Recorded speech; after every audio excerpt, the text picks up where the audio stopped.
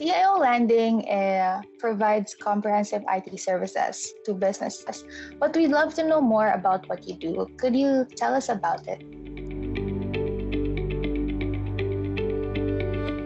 Sure. We help small and medium businesses throughout the US to make sure they are not only compliant with cybersecurity, with anything they need from that side of the house, but also with the daily IT issues that may arise.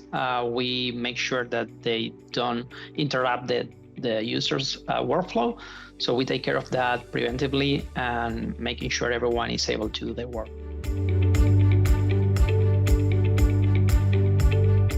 The company has been running for more than 20 years. We are based in Chicago. We started as two companies that merged into one back in 1999. JC Bosocoma met Hernan Silva, and they both created CIO Landing. So that's the story of the company. Regarding how I came in with my automation freak title, basically I really hate manual repetitive tasks. So whatever I do in my life, not only at work, but I try to automate it as much as I can. Even though, an SOP just to make sure that I am doing this manual task on a better way or more efficient way, I will try to automate.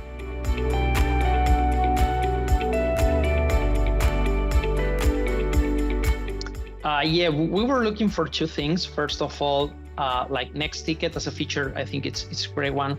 But also, you as like your name is MSPbots, you are focused on MSPs, and the reason that you have so many integrations with tools that we use on a daily basis, the way that we can aggregate data and react on data, not only just to show a report, which there are a lot of BI tools that can show reports, but to act based on that data. So having, the ability to program a bot and say, okay, if this threshold is reached, I want to have this action, notify this group of people, send an email, notify us in Slack, Teams, whatever we are using.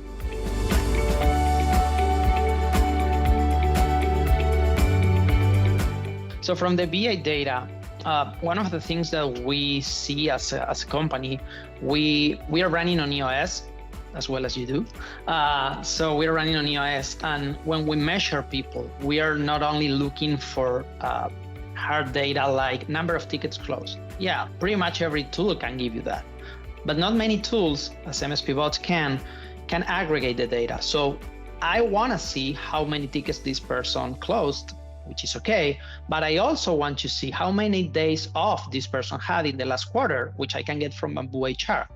Also, I want to check my numbers on QuickBooks to make sure my financial team is performing as they should. So it's not just going to your PSA and getting data, it's aggregating data to make sure you have the right information to make the right decisions.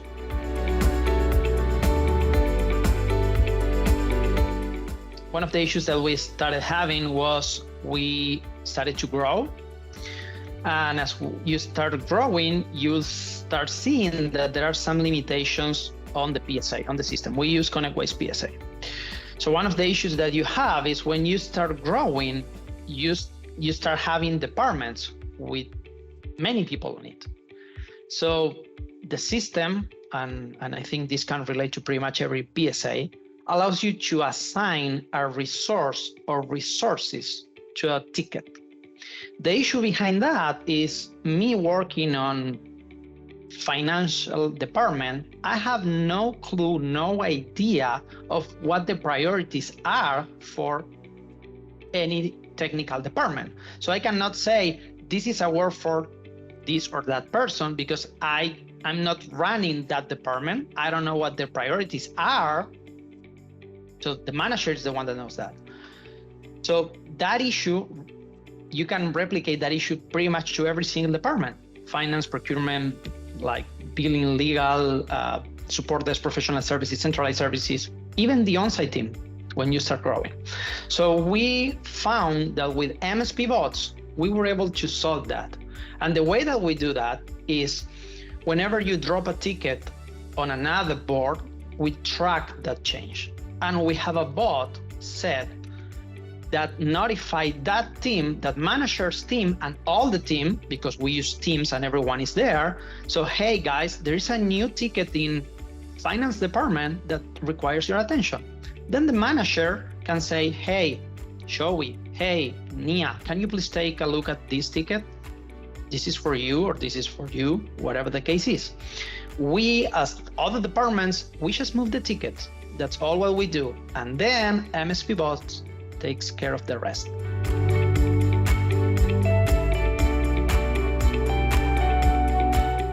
Yeah, one of the things that with MSPbots, you have a set of bots that are already there. The team as MSPbots are already created for you, so you don't need to start from scratch, which will monitor from time entries. Like, we are all humans, we all make mistakes, and we might have a ticket with 12 hours just because we forgot to change the AM, PM. So MSPbots will check that, will alert that. And then you have the escalation on every bot. So if the person who made the mistake did not fix it, then the manager gets a notification.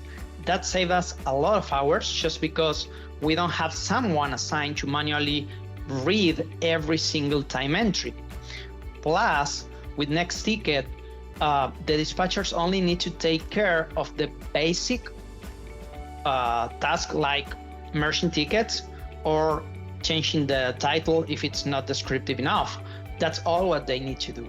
Then the system, in this case Next Ticket, is the one that takes care of the prioritization for the technicians. So no matter if the dispatcher is on a day off, no matter if the dispatcher is just having lunch, the system will still run.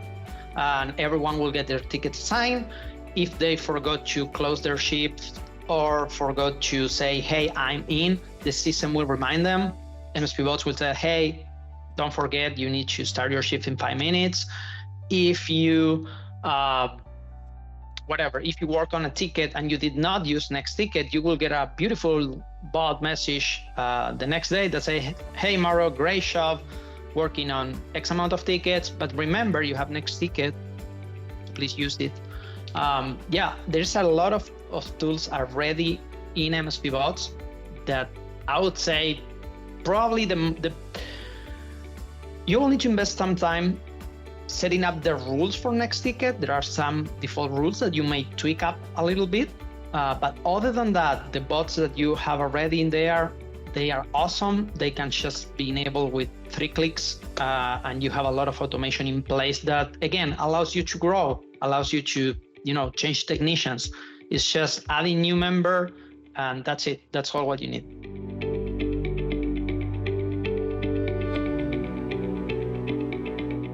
I would probably say in the response time, it's just because when you have a manual dispatcher, you are relying on him. So the response time, which is the first note or the first change on the status of a ticket, you are basically relying on the dispatcher. So if the dispatcher is not dispatching the ticket, nobody will work it. So that's the main thing, that when you have an automated system like Next Ticket, that responsibility is transferred to the technician. The technician is the one that says, hey, give me the next ticket. And as soon as the ticket comes in, can be worked. And that will improve a lot the response times.